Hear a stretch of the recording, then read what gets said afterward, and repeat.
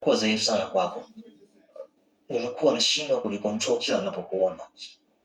Kila ninachokifanya kwa upande wangu nahisi kiko sahihi, lakini yote ni kwa ajili tu ya mapenzi yangu kwako. Niko tayari kukubaliana na yote yanayotokea. Niko tayari kupokea makosa yote ambayo nimeyafanya kwa sababu nakiri ni kweli nimeyafanya. Lakini ni ujinga uliokuwa ndani ya moyo wangu. Ni ujinga Zakia ambao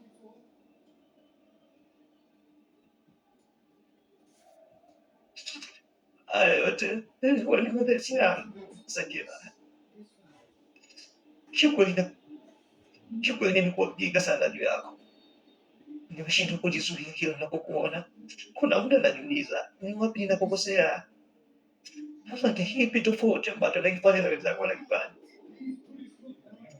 Sikuwa nia mbaya, nia yangu ilikuwa ni kujenga, kuhakikisha kuwa karibu yangu. Haya yote mapenzi ndio yanifanya mimi nakuwa hivi. Sakina, mimi nakupenda.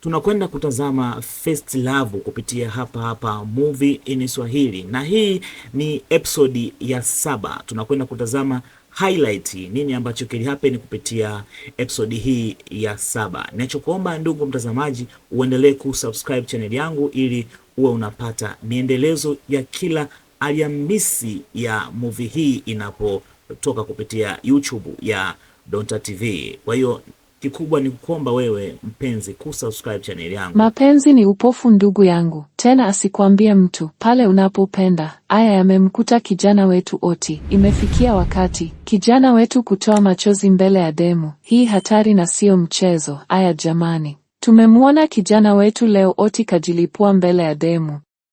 Oti leo amekuwa jasiri kinoma, ameamua kumwambia ukweli Sakina mpaka kufikia hatua kulia kama mtoto mbele ya Sakina. Acha nicheke mie kama mazuri, basi bwana riziki kama ni yako tu, leo mtoto kajaa mwenyewe. Baada ya kuona chozi la mwanaume, hatimaye leo imekuwa siku nzuri kwa Oti. Hii ni baada ya Sakina kumkubalia ombi lake la kimapenzi. Tukirudi sasa kwa kijana wetu Kevi, bado mambo ni mazito. Leo Kevi katembelewa na rafiki yake nyumbani. Stori kubwa ilikuwa ni za Anna. Miki alimshauri Kevi ajaribu kumtafuta Anna, amwambie ukweli tu juu ya hisia zake dhidi yake. Basi Kevi alimtafuta Anna, alijaribu kumshawishi kwa njia zote anazojua, lakini jibu lililotoka kwa Anna ni hapana.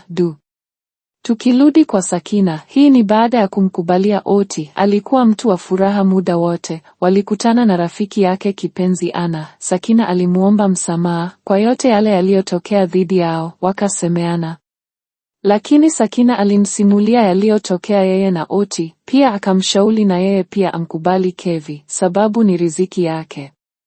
Mwisho wa episodi hii, tumemwona Anna amemfanyia surprise Kevi kwenda nyumbani kwake usiku. Je, nini kitatokea dhidi ya Anna na Kevi usiku huo? Fanya kufuatilia episodi ya 8 kupitia chaneli yangu.